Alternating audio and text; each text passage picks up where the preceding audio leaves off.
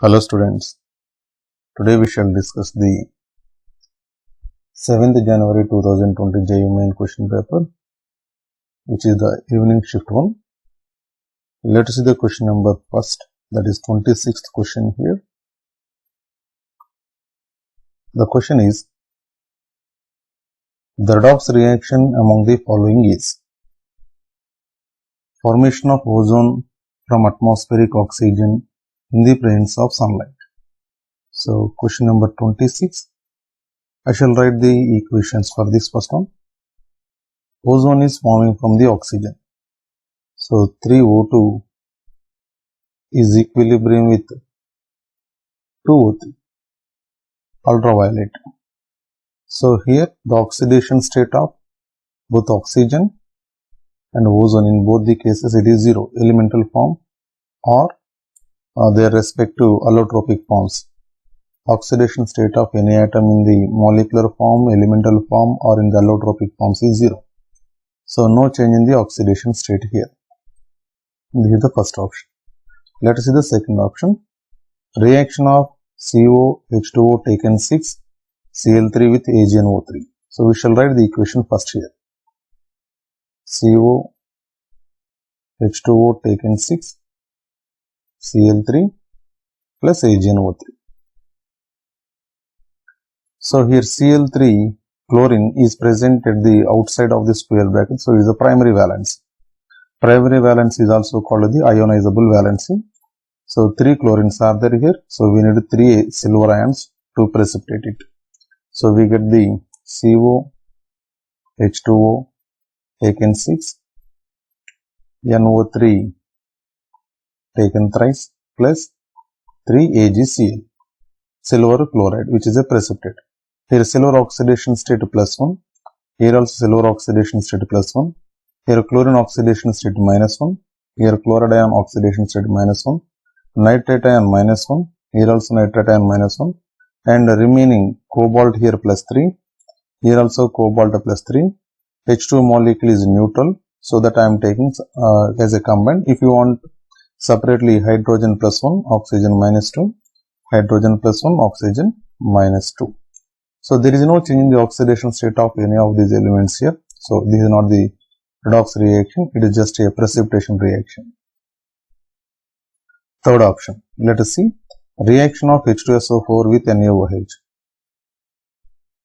H2SO4 reacts with 2 moles of NaOH and giving Na2SO4 plus 2H2O. So here oxidation state of hydrogen +1, here also it is +1, sulfur +6, here sulfur +6, oxygen -2, here oxygen -2, here also oxygen -2, here also oxygen -2, sodium +1, here also sodium +1. No change in the oxidation state of any elements here. So this is not the redox reaction, it is simply neutralization reaction. Let us see the option 4. Combination of dinitrogen with dioxygen at 2000 kelvins. So generally this reaction happens during the lightning. So let us take here dinitrogen N2 plus O2 giving 2NO. So this reaction happens during the lightning or approximately at the 2000 kelvins of the temperature. So in the elemental form, nitrogen oxidation state is 0, oxygen 0. But here nitrogen oxidation state is +2, whereas oxygen is -2. Means nitrogen is oxidized, whereas oxygen is reduced. So this reaction is an example of the redox reaction. Hence, for the question 26, option 4 is correct. Let us see the question number 27.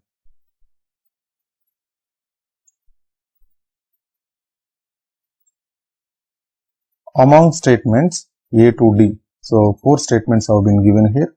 The correct ones are, so option A is given here. Let us check the each and every option here again.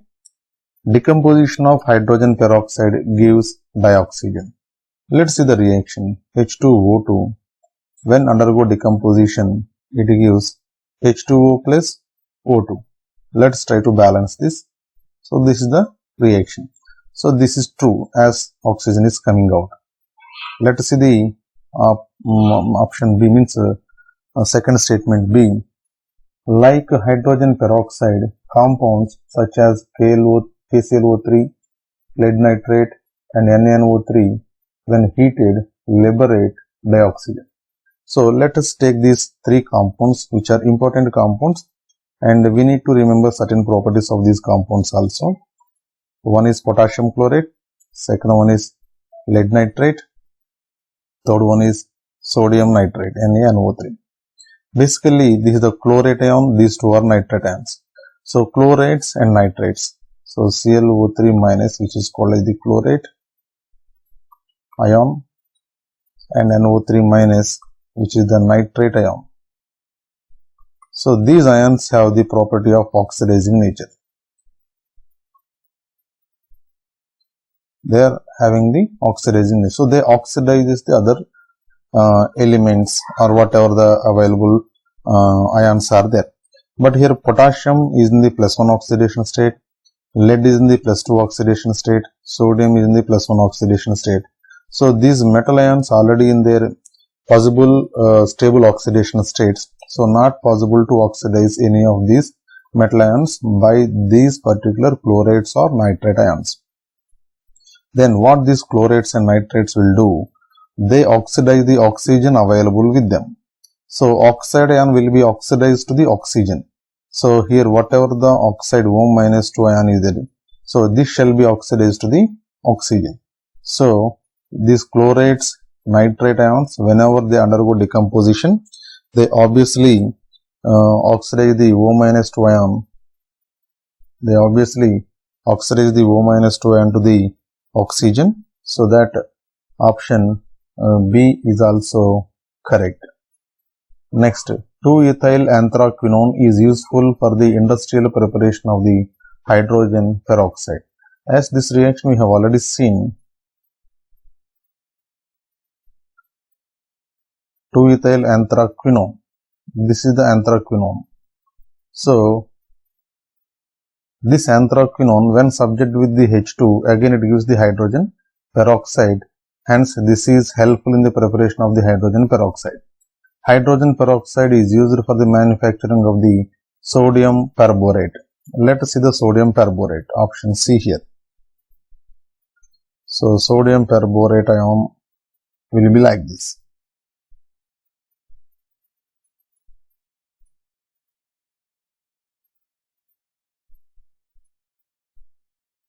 -2, where sodium comes. So this shall be helpful in the preparation of the hydrogen peroxide or manufacturing of the sodium perborate. So all these options are correct. Hence for 27th question, option 1 is to A, B, C and D. Let us see the questions this side. Question number 28.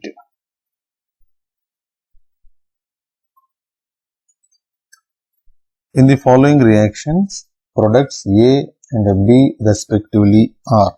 So let's try to write down the reactions here. NaOH reacts with the chlorine, and this NaOH also they clearly mentioned hot and concentrated. Even morning shift also similar question have been given. So this reaction, if you balance clearly, 6 NaOH reacts with the 3 moles of chlorine and giving 5 NaCl plus NaClO3 plus 3H2O. And next question is, next reaction is calcium hydroxide reacts with the chlorine. Here calcium hydroxide they said dry. So dry calcium hydroxide reacts with the chlorine and giving CaOCl taken twice plus CaCl2 plus H2O. And in this particular question, they said A, B and side products. So there is a confusion which is to be considered the side product and which are A and B. So for that purpose, to avoid the confusion, they had given these options. NaOCl is not there in any of these cases. NaClO3 is there. So the option lies in 1 and 2. So NaClO3 must be the A. whereas B, now CaOCl taken twice and CaClO3 taken twice. So CaOCl taken twice is there in the second question. So it must be the option B. Hence, for 28th question, option 1 is correct. Let's see the question number 29, where this question again will be continued in the next page also. So I'll read out this question and explain that left hand side. So basically, let us see the question first here. For the following reaction, CH3, CH2, CH2Br. So basically, you must understand one important thing. This is the primary alkyl halide. So this primary alkyl halide on reaction with some nucleophile Z minus, actually here it is. So one side it is giving the substitution product, the other side it is giving the elimination product. And for substitution product, the rate constant is Ks, whereas for elimination reaction, the rate constant is Ke. And Z minus may be either this A ethoxide ion or tertiary butoxide ion B. So now we have to see which is A, which is B. You must remember that primary alkyl halides preferably participate in the substitution reaction rather than elimination reaction. So rate of substitution reaction is always more than the rate constant of the elimination reaction. But simpler nucleophiles like ethoxide ions prefers substitution reaction, whereas bulkier nucleophiles like tertiary butoxide ion, they prefer the elimination reaction. This is what we can understand till here. Now the question still continues. Ks and Ke are respectively rate constants for the substitution and elimination, where mu equals to Ks by Ke. The correct option is. Now I shall explain this side. So the question number is 29 now. Mu is equals to Ks by Ke. Now for substitution reaction, let us consider A, because ethoxide ion is given C2H5O minus. And for elimination reaction, B1 is tertiary butoxide ion CH3 taken 3 CO minus. This they have considered as the B. Now let us see here. For A, let us consider the mu as mu A is equals to Ks by Ke. As I said just now, substitution rate constant is more than the elimination rate constant. So obviously mu A will be more than the mu B. So here we can write mu A is greater than mu B. So mu A is greater than mu B. There are options 2 and 4. But there are other options also, KEB, KEA. So let us pick up these two also now. KEB is greater than KEA and KEA is greater than KEB. Let us try to understand the terminology of what are these. So Ke, basically E stands for elimination, K means rate constant. So this is the elimination rate constant, this is also elimination rate constant. We know that this particular ethoxide ion prefers the substitution reaction than the elimination reaction. So when you take the elimination constant of both of these, elimination constant of the tertiary butoxide, that is B, is always more than the elimination constant of the ethoxide ion, that is A. So KEB is always greater than the KEB. As this is a bulky ion, it prefers the elimination reaction rather than the substitution reaction. So here the options are now KEB is greater than KEA. So this option is true. Let us see which one is given here. Mu A is greater than mu B and KEB is greater than KA. So for the 29th question, option 2 is correct. Let us go for the question number 30. So in question number 30, the correct order of stability of the following alkoxide ions is. It is very simple. Here explanation this side is not required. So here particularly this negative ion, I'll pick up this color. So this charge is in conjugation. And we know that nitrate ion will be like this. So extension of conjugation is possible in this C. Extension of conjugation is not possible in the B, but resonance is possible here. At the same time, between this negative charge and the double bond present between the nitrogen and oxygen. So here extension of conjugation is not possible, but resonance is possible. Here none of these things are possible. So whenever extension of conjugation is there, that ion is always stable. Next resonance, next one is without resonance. So C greater than B greater than A. C, B. So option 2 is correct for the question number 30. Let's see the question number 31. The number of possible optical isomers for the complexes Me2B2 with sp3 and dsp2 hybridized metal atom respectively is. Note, A and B are unidentate neutral and unidentate monoanionic ligands respectively. So let us take up this one, question number 31. So the given one is Me2B2. These are the monodentate negative ligands. So it is participating in the metal ion, participating in the two type of hybridization, sp3 and dsp2 hybridization. sp3 means the shape is tetrahedral. Similarly, dsp2 means the shape is square planar. So in tetrahedral, if metal ion is like this, you try to put atoms like this, means ligands like this. So it is not the chiral metal, just like organic part, where at least two same atoms are present connected to the central metal atom. So it is not the chiral one. So that a plane of symmetry is possible. So number of optical isomers are 0. It cannot show any optical isomerism. Similarly, in the square planar also, if you see metal will be here, you take either cis or trans. A, B, this is the cis one. And let us try to take the trans. A here, and B. You take any direction, there is a plane of symmetry. Here plane of symmetry is possible, plane of symmetry is possible here. And this direction, plane of symmetry is possible. So because of the symmetrical plane of symmetry, square planar complex also having no optical isomers. So the number of possible optical isomers for this complex is 0 and 0. So option 3 is correct. Let us see the question number 32.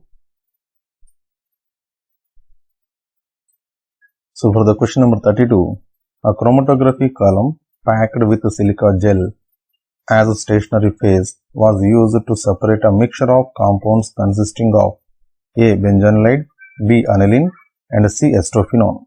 When the column is eluted with a mixture of solvents, hexane ethyl acetate ratio is 20:80. The sequence of obtained compounds is. So basically, chromatography techniques, most of the persons know, just see. I'll try to put this is the, I'll take the glass chromatography here and try to put some color over here. Imagine this is a silica gel. So whenever this particular silica gel is placed in a mixture of the compounds, the mixture of the compounds try to move on the silica gel. Since silica gel is not moving, so it is called as a stationary phase. And these are moving. So this is called a simply moving phase also. And the compounds which are having the strong hydrogen bond among these three compounds will not move faster. The compounds which are having the less hydrogen bond, they can easily move faster because stronger the hydrogen bond, easy to stick to the silica gel so that they cannot move further. So let us see the hydrogen bond order for this particular compounds. Among these, aniline has a strong hydrogen bond than the benzoylide. Next, acetophenone. Then the sequence order is B is greater than A is greater than C. So BAC option 2 is correct. Let's see the question number 33. So question number 33 is continued this side also. First of all, I will read out this question. Among these statements, again A to D are there, one more statement is there. Incorrect one, they are asking us to find out. Octahedral CO3 complexes with strong field ligands have very high magnetic moment. Let us try to see here 33 question. First of all, CO plus 3 they said, and obviously it is having the 3d6 electronic configuration, and this is strong field ligand. So it is subject with the strong field ligands. Have very high magnetic moment. So when strong field ligand is there, obviously delta O is more than the pairing energy. So separation between the T2G and EG orbitals becomes more. So I'll write out here. There are 3 orbitals here and 2 here. These are the T2G orbitals. These are the EG orbitals. There are 6 electrons. Delta O is more than the pairing energy, so that the electrons will not move to the EG orbital. So 1, 2, 3, 4, 5, 6.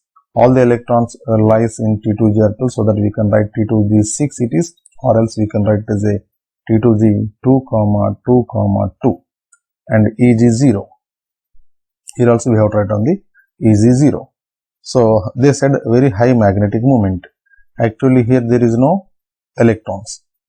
The electrons, unpaired electrons are 0, so that it is not having the magnetic moment. This is the option, statement A. Let us see the statement B.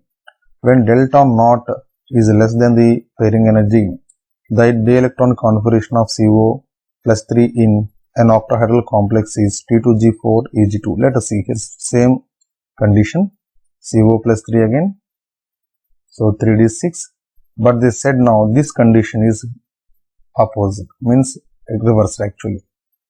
So delta O is less than the pairing energy, means the splitting gap between these two, EG and T2G, is less. Then what happens? Pairing energy is more, means the energy required to pair up the electrons is more than the energy required for the electrons to move over here. In such cases, electrons are not try to spend more energy to pair up, but they try to go to the higher energy orbitals EG. So that we can write the T2G and EG orbitals as, so this is a T2G, EG electronic configuration now, 6 electrons are to be distributed. 1, 2, 3, 4, 5 and the 6th electron comes here. So here T2G4 and EG2. So option B is correct. Let us see among other also. The wavelength of light absorbed by COEN taken thrice 3 plus is lower than that of the COF6 3 minus. So let us see the statement C now. They had given COEN taken 3 plus and COF6 3 minus. We know that ethylene diamine, which is stronger ligand than the F minus. So stronger ligand means the delta O energy value will be more. So we know that delta O is equals to Hc by lambda absorbed. When the splitting is more, obviously this value, when it is more, obviously lambda value will be less. So here the lambda value required for this one is less compared to this one. So this statement C is also correct. Let us see the another option D. If delta O for an octahedral complex of CO plus 3 is 18,000 per centimeter and delta T for its tetrahedral complex with the same ligand will be 16,000 centimeters. So let us see the option D for this. We know that delta T is equals to 4 by 9 of delta O for the same metal and the same ligands. So delta T equals to 4 by 9 into delta O value they mentioned as 18,000 per centimeters. It gives almost 8,000 per centimeters, but not the 16,000 per centimeters. So they asked us to find out which are the statements are incorrect. So which statements are incorrect? Here first statement is incorrect as well as the last statement also incorrect. So option 1 is correct for the 33 question. So I pick up this one. Let's see the question number 34.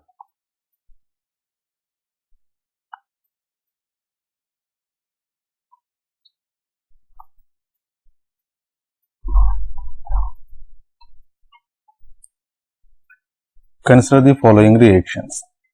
Benzene reacted with the chlorobenzene in the presence of anhydrous AlCl3 and expecting this product. It is not possible. The reason for this is the lone pair of electrons which are present over the chlorine atom are in the conjugation with the pi electrons of the benzene, so that this chlorine benzene will get the partial double bond character and it becomes difficult to break this particular bond. So this product cannot happen. And benzene when react with the Cl2 excess, so that anhydrous AlCl3 under the dark conditions, it is a Friedel-Crafts reaction, but it takes place many times, so that this perchlorobenzene, hexachlorobenzene is also possible. So this reaction is possible. And option C, where benzene react with the vinyl chloride in the presence of the anhydrous AlCl3. Here are similar condition. The lone pair of electrons which are present over the chlorine or in the conjugation with the double bond of the CH2 double bond CH. Hence here also carbon chlorine will attain the partial double bond character and becomes difficult to break this bond. Hence this product will not happen. And here benzene reacts with the allyl chloride in the presence of the anhydrous AlCl3. Allyl chloride easily breaks up its bond with the carbon and chlorine, so that it can easily form the carbocation which is stabilized by the resonance. Hence this product is possible. So basically it is very clear that aryl halides and vinyl halides cannot take place in the Friedel-Crafts reaction. Now they are asking which of the following reactions are possible. So here possible reactions are B and D. So option 4 is correct. This is. Now let us see the question number 35. It is a Kohlraasch law question. 35. The equation that is incorrect here. So let us try to write down the equation. So first of all, option 1 I will pick up here. From here I will take the equation Y because I need lengthy space. So lambda naught M NaBr minus lambda naught M NaCl. This is equals to this they are writing. First of all, I will try to elaborate these two things. Here from this we can write lambda naught M of Na plus lambda naught M Br minus of lambda naught M Na plus, I will take this one, plus lambda naught M Cl minus. So now when you do the calculation here, it becomes lambda naught M Na plus lambda naught M Br minus, so minus we apply here, it becomes lambda naught M Na plus minus lambda naught M Cl minus. This is the left hand side part only we completed. So here lambda naught M Na plus minus Na plus cancel out. So on the left hand side we get only these two parts. So I'll write over here. So I'll write here them as lambda naught M Br minus lambda naught M Cl minus. These two parts are left behind here. And from the right hand side if you see, means instead of elaborating the second one, here potassium is the plus 1 and potassium is the minus 1. So here potassium cancel out. So here also we will get the lambda naught M Br minus lambda naught M Cl minus similarly. So both these sides same things are there. RHS equals to LHS. So this is correct. And similarly, because they are asking the incorrect one, let's try to pick up the second. This is the first option. Second option, let us see now. Here lambda naught M KCl minus NaCl is there. So Cl will cancel out. And the final thing that is left behind on the left hand side is lambda naught M K plus minus lambda naught m Na plus. And now let us see on the right hand side which are cancelling out. Here Br will cancel out. Again lambda naught m K plus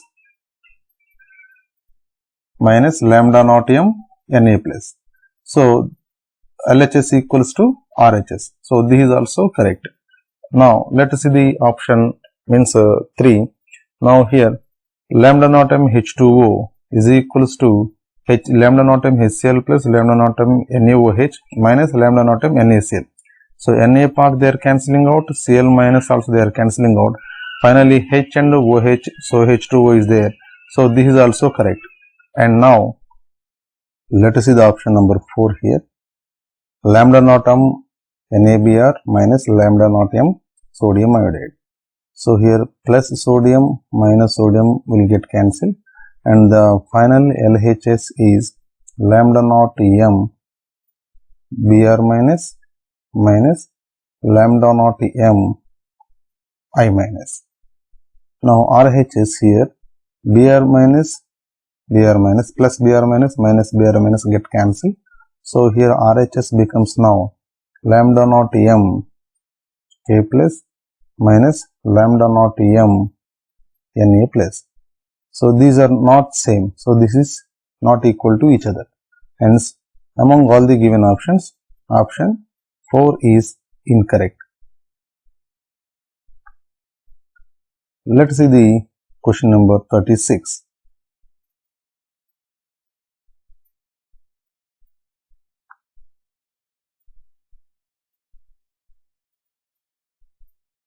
In the following reaction sequence, the structure of A and B respectively will be.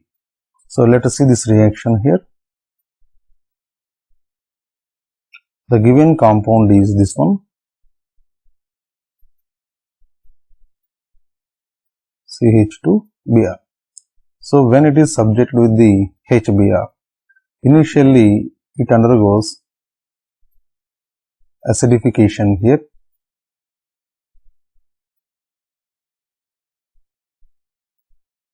So H plus ion will be attacked by this lone pair of electrons of the oxygen. So we get this molecule intermediate.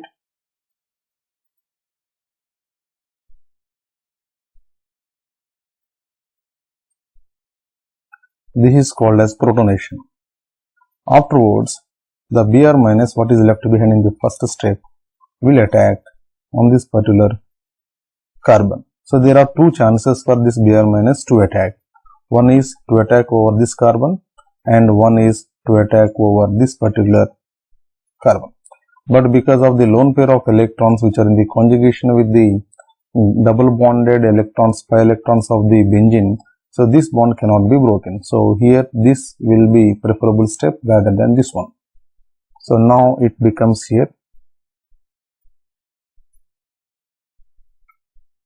OH, here 1, 2, 3, 1, 2, 3, here bromine, here CH2Br.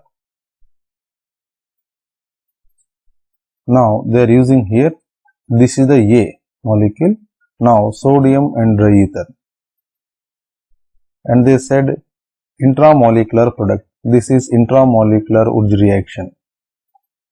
So final number of carbons 1, 2, 3, 4, 5, 6.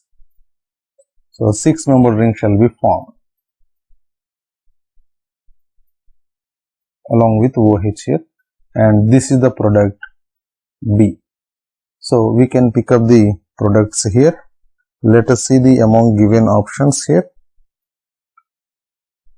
This is CH2, 1, 2, 3 carbons and 6 membered products CH2 here. Okay, option 3 is correct. Let us see the question number 37. In the following reaction sequence, so they had given this compound which is subject with the AC2O. I shall write down the product here.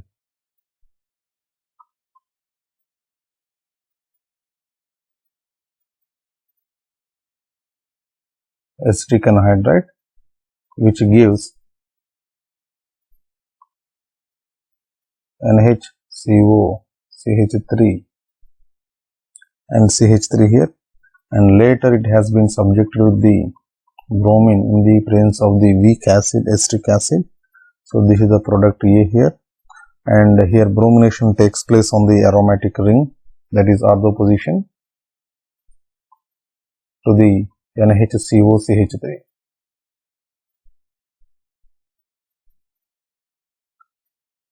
This is the B. So the product B is the compound, that is option 1 is correct. Now let us see 38th question, which is continued in the other side of this page.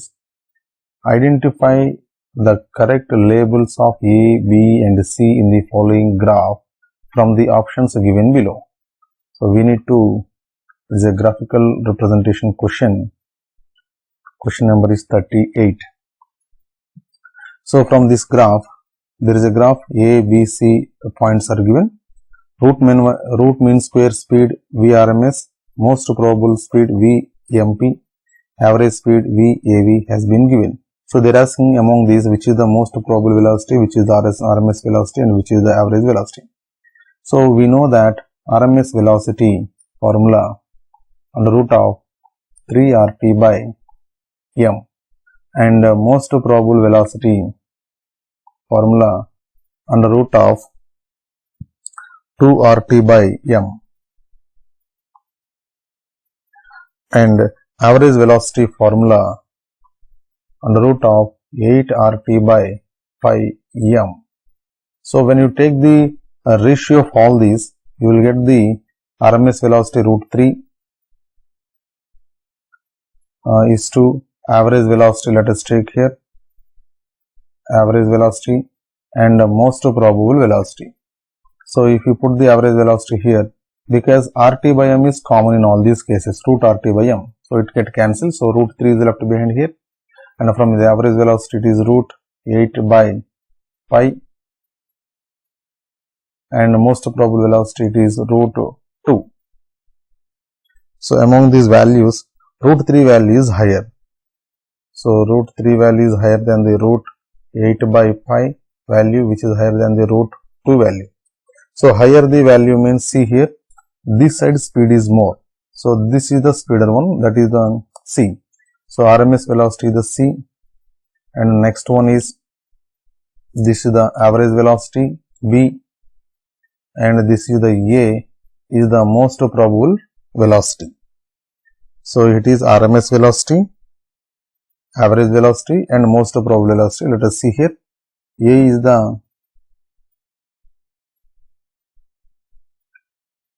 the most probable velocity, here it is given, and B is the average velocity given here, and C is the RMS velocity given here. Hence option 4 is correct. Let's see the question number 39. The refining method used when the metal and the impurities have low and high melting temperatures respectively is. It is always a liquefaction method. In the liquefaction method, metal is having the low melting point value. First initially it will be separated out, and high melting point impurities shall be taken off later. Now let us see the question number 40. The ammonia released on quantitative reaction of 0.6 grams of urea with sodium hydroxide can be neutralized by. So let us see the reaction here.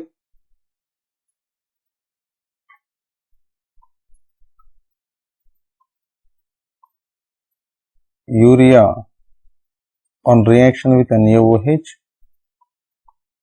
it gives 2 moles of ammonia, just according to the principle of atomic conservation, POAC.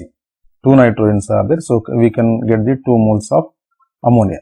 First of all, let us try to calculate the number of moles of urea available here. Number of moles of urea equals to mass by molecular mass. So 6 into 10 power minus 1 by 6 into 10, it will cancel out. So it becomes 10 power minus 1. So here it will get the 10 power minus, that is 0.01 mole. So 0.01 mole, 1 mole of urea is giving the 2 moles of ammonia. Then 0.01 moles of urea can produce 0.01 into 2, that means 0.02 moles of ammonia. Now, this ammonia needs how many moles of the HCl? And here normality of the HCl is given. For HCl, normality is equals to molarity since it is a monobasic acid. So, I will take this normality as the molarity only. So, now let us take the option 1 here. Number of moles of this HCl in the first option is equals to, HCl is equals to molarity into its volume in liter, that is 0.2. I shall take it, see 0.2 into 0.4 is equals to 0.08. And second one is number of moles of HCl in the second option is, it is 0.2 into 0.2. So, here we shall take again 0.2 into 0.2 equals 0.04. And third option is number of moles of HCl is equals to 0.2 into 0.1, it is equal to 0.02. And the fourth one is number of moles of HCl equals to 0.1 into 0.1 equals 0.01. Here number of moles of ammonia available is 0.02. So, if you see the reaction between the HCl and ammonia, it is a 1:1 reaction. Ammonia reacts with the HCl and forms ammonium chloride, where 1 mole of ammonia reacts with 1 mole of HCl. Here 0.02 moles of ammonia is available, so that we need the HCl also 0.02. So, then only complete neutralization reaction occurs, because this set can be neutralized. So, 0.02, 0.02. So, option here number of moles of HCl is 0.02, hence option 3 is correct. So, this is the option correct. Question number 41. Within each pair of elements, fluorine and chlorine, sulfur and selenium, and lithium and sodium respectively, the elements that releases more energy upon electron gain are. We know that on moving down the group, electron affinity decreases. Electron affinity decreases generally on moving down the group. So, here if you see, let us take these elements. Lithium and sodium are arranged in a group like this, and similarly selenium, sulfur and selenium. I shall arrange this one properly. So, sulfur and selenium are arranged like this, and fluorine and chlorine are arranged like this. So, here lithium electron affinity is more than the sodium. Here sulfur electron affinity is more than the selenium. But in the case of this fluorine and chlorine, it is an exceptional. Here instead of decreasing the electron affinity increases from fluorine to chlorine. The reason behind this is fluorine is the smallest atom and having the more number of electrons. Due to the interelectronic repulsion, it cannot release the more amount of energy while adding the electron to it. So, some of the amount of energy will be utilized to overcome the interelectronic repulsion. So, it releases less amount of the energy. Hence, electron affinity of the fluorine is less than the chlorine. So, here chlorine is more than the fluorine. So, these three elements are having the highest electron affinity, that is chlorine, sulfur and lithium. Option 2 is correct. Now, let us see the 42 question. The bond order and the magnetic character of Cn minus are Cn minus. Here carbon is having 6 electrons, nitrogen is having 7 electrons, 1 extra electron is there, total it is equals to 14 electrons. 14 electrons atom molecule is nitrogen. So, when electrons are same, so isoelectronic species will have the same magnetic moment and the same bond order. So, nitrogen bond order we know that is 3.0 and it is diamagnetic. Similarly, here Cn minus also having the 14 electrons. So, its bond order is also 3.0 and diamagnetic. So, 3 and diamagnetic. So, option 2 is correct. Question number 43. For the reaction 2H2 plus 2NO gives N2 plus 2H2O, the observed rate expression is rate equals to Kf NO taken to power 2 concentration of H2. The rate expression for the reverse reaction is. So here two things are to be considered. Basically this reaction is a unidirectional reaction, not the reversible reaction. So actually answer is not possible since it is a unidirectional reaction. It is not the reverse reaction. So rate expression for the backward reaction is not possible. But let us imagine that the reaction is a reversible reaction, thinking that they had given the question wrong or they might have forgotten this. So let us consider it as a reversible reaction, as they asked about the reverse reaction, and optional some values are given without giving none of the applicable. So that we need to consider this reaction as a reversible reaction. So basically the rate expression for this reaction becomes rate of forward reaction equals to Kf into concentration of NO power 2 into concentration of H2 power 2. But observed rate is different. So observed rate equals to Kf into concentration of NO power 2 into concentration of H2. So Kf values are same. So from this Kf we can write it as a rate of forward reaction divided by concentration of NO power 2 into concentration of H2 power 2. Similarly here Kf equals to rate observed divided by concentration of NO power 2 into concentration of H2. Since left hand side terms are same, so we can equate the right hand side terms. So now we can write rate of forward reaction divided by concentration of NO power 2 into concentration of H2 power 2 is equals to observed rate divided by concentration of NO power 2 into concentration of H2. So concentration of NO power 2, this value cancel, and this power and this concentration of H2 will get cancelled. So observed rate is equals to rate of forward reaction divided by concentration of H2. This is the equation number 1. Let us imagine. And imagine it is a reversible reaction and the reaction is at equilibrium. So for a reversible reaction, we know that at reversible equilibrium reaction, rate of forward reaction equals to rate of backward reaction. And for rate of backward reaction, we can write it as a RB equals to Kb into concentration of N2 into concentration of H2O power 2. So for an equilibrium reaction, rate of forward reaction equals rate of backward reaction. So in the place of RF, we can substitute this value. So R observed rate is equals to Kb into concentration of N2 into concentration of H2O whole square divided by concentration of H2. So this shall be the answer if they think this is a reversible reaction, that too at equilibrium. In such cases, option 4 is correct for this reaction. If they consider this a monodirectional reaction, then this becomes a wrong answer. No answer is there.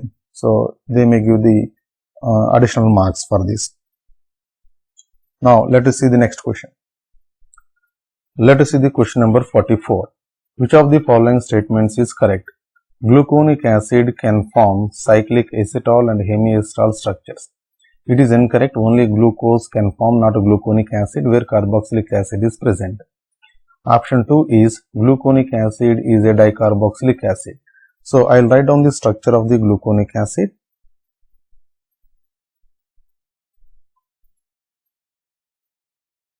This is the gluconic acid where only one carboxylic acid is present. Dicarboxylic acid means that is called as glucaric acid or saccharic acid. So this is the glucaric acid or saccharic acid, only two carboxylic acids are present. So option B is also wrong. Gluconic acid is a partial oxidation product of the glucose. Let us take the glucose here.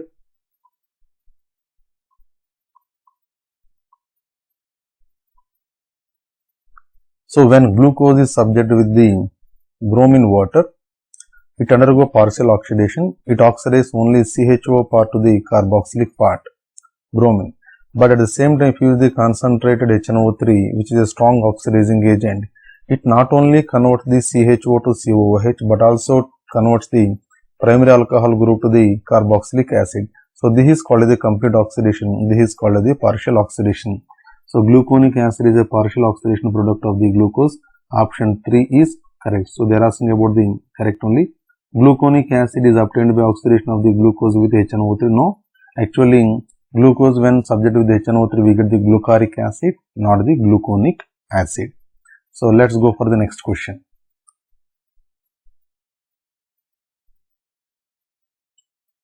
Two open beakers, one containing a solvent and the other containing a mixture of that solvent with a non-volatile solute, are together sealed in a container over time.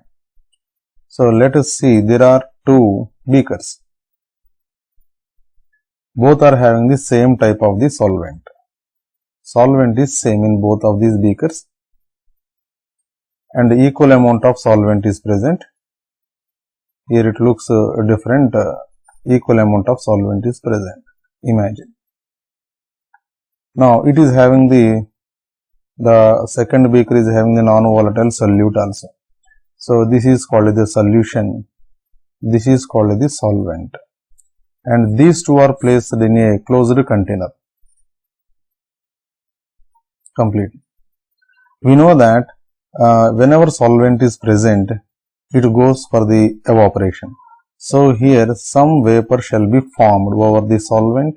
At the same time, some vapor shall be formed over the solution also. But due to the presence of the non-volatile solute particles, the solvent molecules cannot go into the vapor state like the pure solvent. Hence, the vapor pressure over the solution will be less compared to the vapor pressure over the solvent. So, let us take the vapor pressure, partial vapor pressure over the solvent is P0 and partial vapor pressure over the solution is Ps. We know that pure vapor pressure, pure solvent vapor pressure is always more than the solution vapor pressure according to the Raoult's law. Then here pressure is more, here pressure is less. So because of that, diffusion takes place from the higher pressure region to the lower pressure region. As a result, here this entire area gas molecules or vapor molecules will be transformed to this side, where this area becomes empty, so that more evaporation takes place from the solvent beaker. And since the vapor molecules are transferred to this area, and these vapor molecules will attach to the coming vapor molecules and they start condensing. As a result, the volume of the solvent beaker decreases due to the evaporation and the volume in the solution beaker slowly increases due to the condensation. So let us see the option. The volume of the solution increases and the volume of the solvent decreases. As the volume of the solvent decreases and the solution increases, hence option 1 is correct for the 45 question.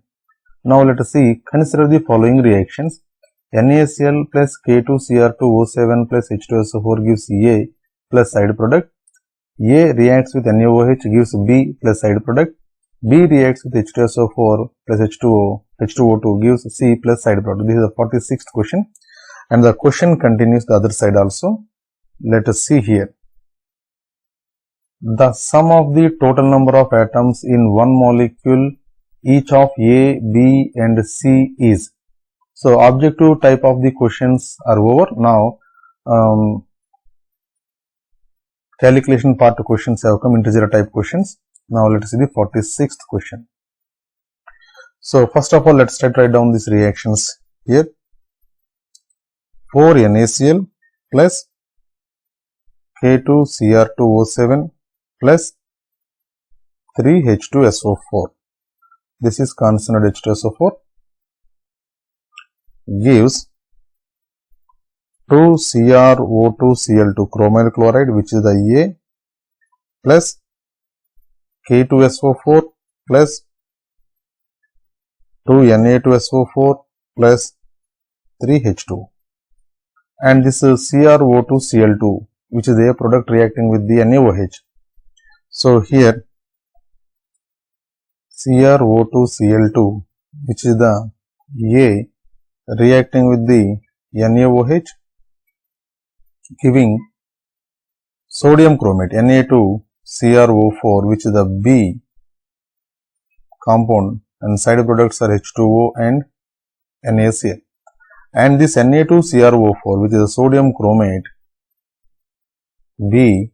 Now reacting with the H2SO4, that is the dilute H2SO4, they mentioned the other side of the reaction plus H2O2 giving CrO5, which is the C, plus Na2SO4 plus H2. Now they are asking the total number of atoms, I think. Let us see here the question. The sum of the total number of atoms in one molecule each of A, B and C. Only one molecule they are asking. So here total number of atoms here 1 chromine, 2 oxygens and 2 chlorines here. A. So 2 plus 2 4 plus 1 5 present in the A, and B 4 5 plus 2 7 are there, and here 5 plus 1 6 are there. So 5 plus 6 11 plus 7 is equals to 18. So the answer for the 46th question is 18. I will put it over here. It is 18. Next, 47th question. The number of sp2 hybridized carbon atoms present in aspartame is. So we have to draw the aspartame, which is the chemistry in everyday life lesson. So the question is asked in this direction without going into the reactions. The question is based on the structure.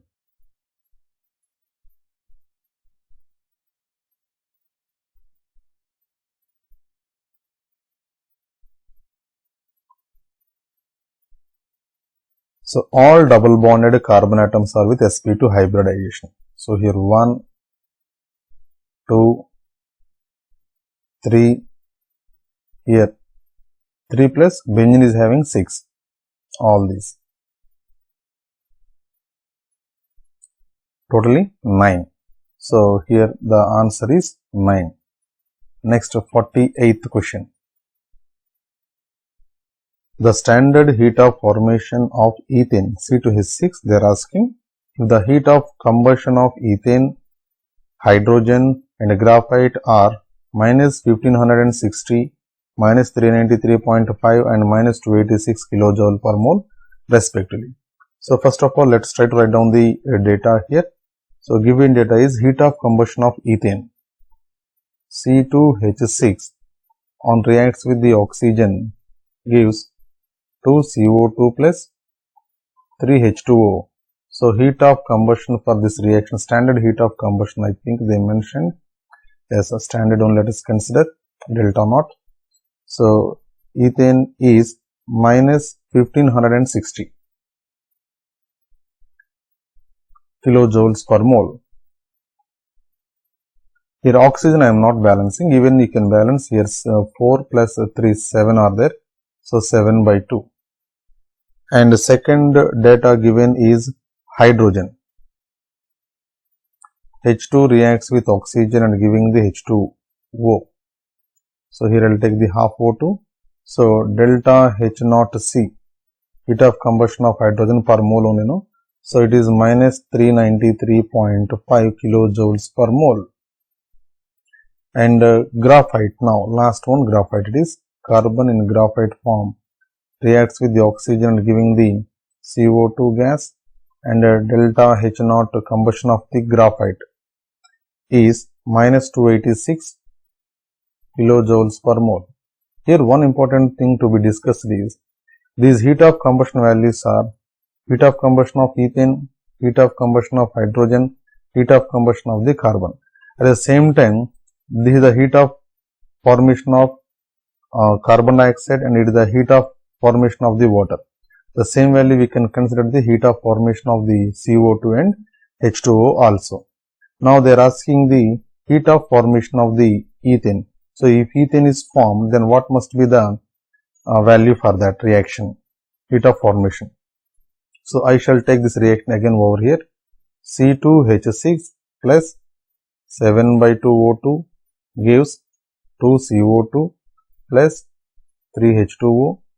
Delta H naught C, this is a reaction, that is minus 1560 kilojoules per mole. So delta H naught F of ethane we don't know, that has to be calculated, and this value anyhow, this is element 0, and the carbon dioxide formation is minus 286, so like that 2 are there. So 2 into minus 286 kilojoules per mole, and here 3 into, for each water molecule heat of formation is minus 393.5 kilojoules per mole. So now for any reaction, heat of reaction is equals to sum of the heat of the products minus sum of the heat of the reactants. So for this reaction also, heat of the reaction, which is heat of combustion, that equals to standard sum of the heat of the products minus sum of the heat changes of the reactants. So this reaction value is minus 1560, and the products value, total products value is 2 into minus 286 plus 3 into minus 393.5 minus of, this is anyhow 0. So this is standard heat of formation of the ethane we want. Okay.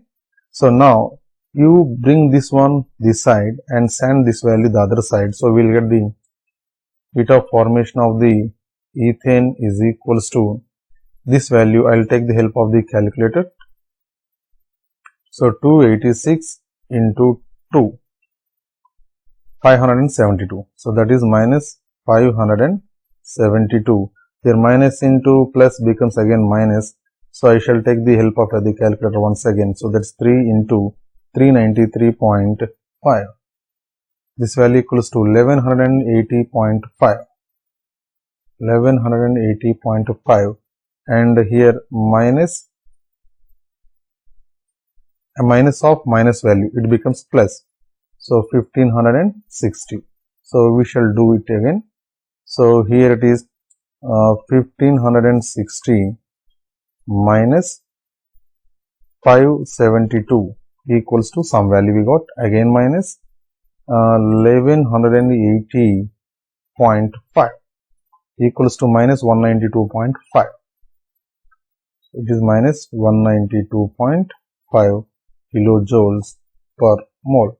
So this is the answer for this particular heat of formation of the reaction ethane of the ethane, question number 48, minus 192.5 kilojoules per mole.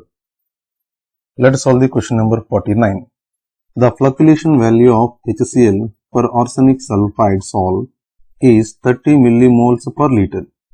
If H2SO4 is used for the flocculation of arsenic sulfide, the amount in grams of H2SO4 in 250 ml required for the above purpose is, molecular mass of H2SO4 is given 98 grams per mole.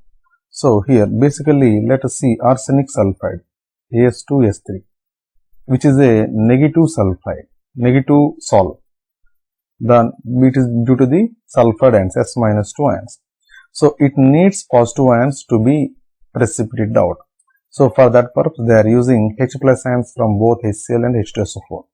So H plus ions are using to precipitate this negative salt. And here the given data is for every liter of arsenic sulfide 30 millimoles of HCl is required. So 1 liter of As2S3 needs 30 millimoles of HCl to precipitate. And in case of the H2SO4, we know that HCl is able to give only one H plus ion and one Cl minus ion, whereas H2SO4 is able to give two H plus ions.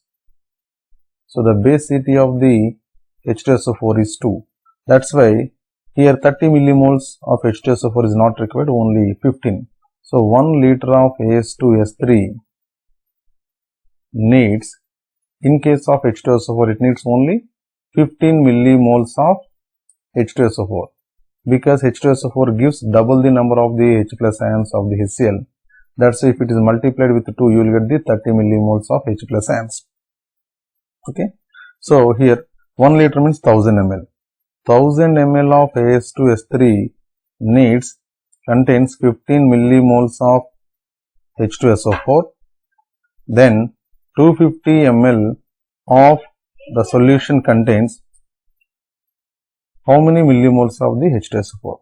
So let's calculate the number of millimoles of H2SO4 present in the 250 millimoles.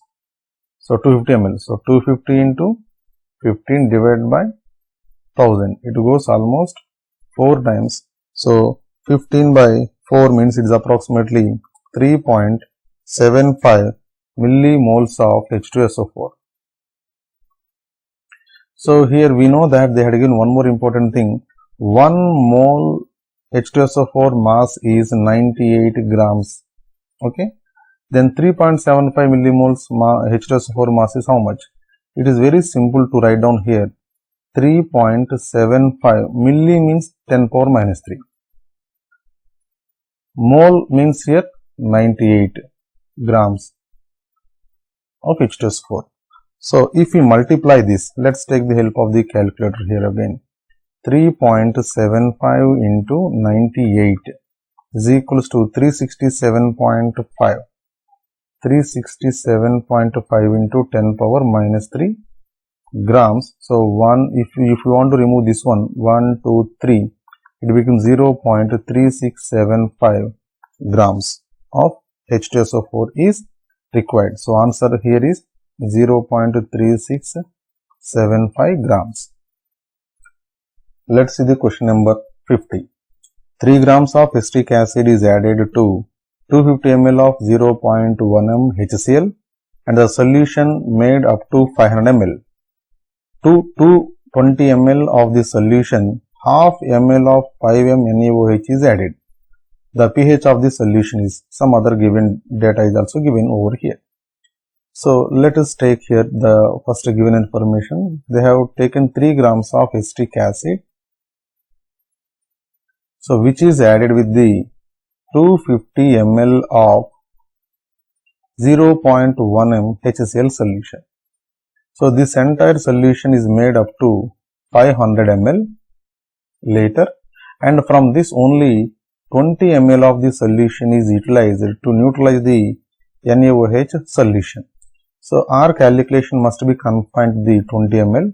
So initially let us see how many millimoles of HCl and acetic acid both are present. I will do the calculation separately. First of all, we shall take the acetic acid, this part. So here let us try to calculate the molarity of the acetic acid, which is formula weight by molecular weight into 1000 by volume of the solution in ml.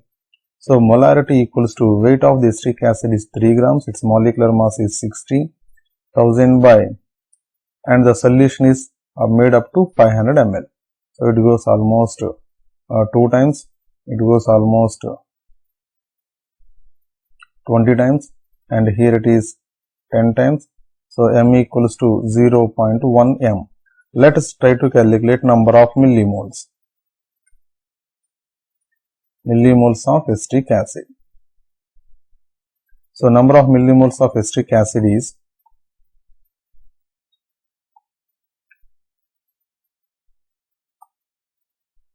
molarity into volume in ml. So in 500 ml it is present 0.1 into 500 ml. So number of millimoles of acetic acid in 500 ml, here it is in 500 ml. So it is 50 millimoles. And in 20 ml how much is present? So 500 ml of solution contains 50 millimoles of acetic acid. Then 20 ml solution contains how many millimoles of acetic acid? So let us do the cross multiplication, and that is 20 into 50 divided by 500. So it cancel out. So only 2 millimoles of acetic acid is present. This is the acetic acid part. Now come to the HCl part. Acetic acid here, I shall take here So here let us calculate the, it is initially 250 ml, 0.1 ml is there. It is diluted to the 500 ml. So we shall take the dilution formula M1 V1 is equals to M2 V2.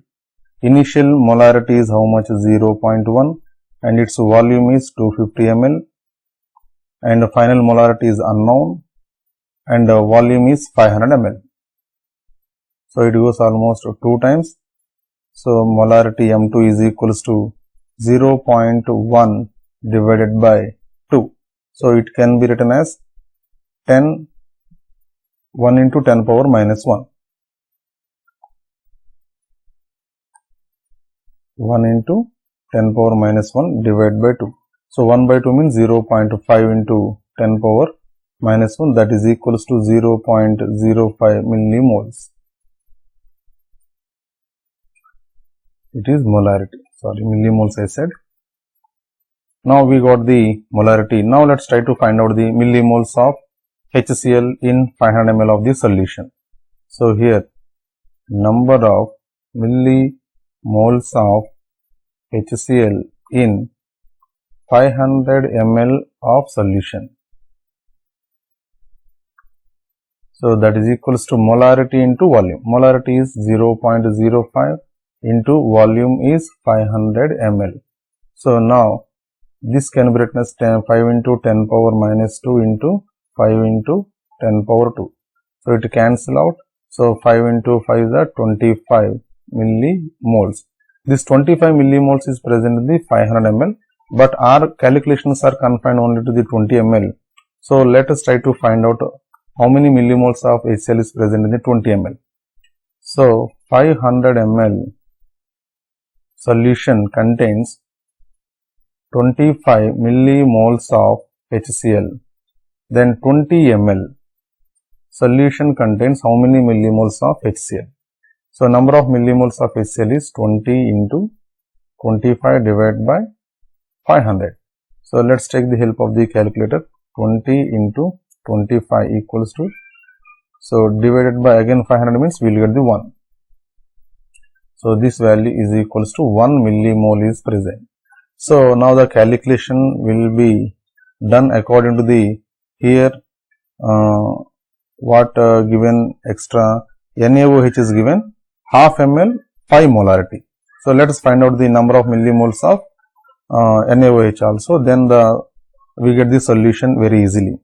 So number of millimoles of NaOH is equals to half ml, they said, means 0.5 ml into 5 molarity. So it is 2.5 millimoles. So finally the solution from the acids, 1 millimole of HCl is present and 2 millimoles of acetic acid is present, and here 2.5 millimoles of NaOH is given to neutralize these two acids. So in a beaker, 1 millimole of HCl and 2 millimoles of acetic acid both are present. So when you add NaOH between these two acids, which acid can easily react with NaOH? That is HCl. Why? Because it is strong acid and acetic acid is a weak acid. That's why here 2.5 millimoles of NaOH is present. Out of 2.5 millimoles, 1 millimole of NaOH shall be used to neutralize the HCl. Why? Because HCl reacts with NaOH in a 1:1 reaction and forms the NaCl plus H2O. So 1 millimole of HCl needs 1 millimole of NaOH to neutralize. So out of 2.5 millimoles of NaOH, 1 millimole of NaOH already consumed for the neutralization of HCl. So remaining 1.5 millimole of NaOH is left behind. Now let us try to write down the reaction between NaOH and acetic acid. So acetic acid reacts with the NaOH, gives CH3COOH, Na, sodium acetate plus H2O. So here acetic acid is 2 millimoles is present, NaOH only 1.5 millimole is present, here 0 and 0, and out of 1.5 complete NaOH shall be consumed. Why? Because acetic acid needs 2 millimoles but only 1.5 millimoles of NaOH is present. So out of 2 millimoles of acetic acid, 1.5 millimoles of acetic acid shall be used to neutralize the 1.5 millimole of NaOH. So remaining millimoles of acetic acid is 0.5 millimoles. It is 0.5 millimoles. At the same time, here acetate ion, sodium acetate ion is also 0.5 millimoles, and here water is not required for us. It is also 1.5 will be there, but water in a neutral solution, so that we don't need. So final solution here is having a weak acid and its salt with a strong base. So here it formed a acidic buffer. So buffer solutions, pH can be calculated using the Henderson's equation. That is pH equals to pKa plus log concentration of the salt by concentration of the acid. pKa value and some data is already given in the given question, that is pKa value of this acetic acid is 4.75. So I shall take that value here, which is 4.75 plus log concentration of the salt is 1.5 millimoles, whereas concentration of the acid is remaining is 0.5 millimoles. So it goes almost 3 times. So 4.75 plus log 3. Log 3 value also given in the data, that is 0.4771, I think given here. I will check it out once again. See, 0.4771, that is log 3 value. So let us take that value here. So here 4.75 plus 0.4771. So let me take the help of the calculator. That is 4.75 plus 0.4771, that is equals to 5.22. So 5.22 is the answer for this question. I'll write here. So that is pH value is 5.22. Hope, dear students and faculty members, you understand my explanation. If you understand, please do not forget to comment, share with your friends, and please try to subscribe my channel. This I did not ask you before explanation, only after explanation I am asking you. Thank you.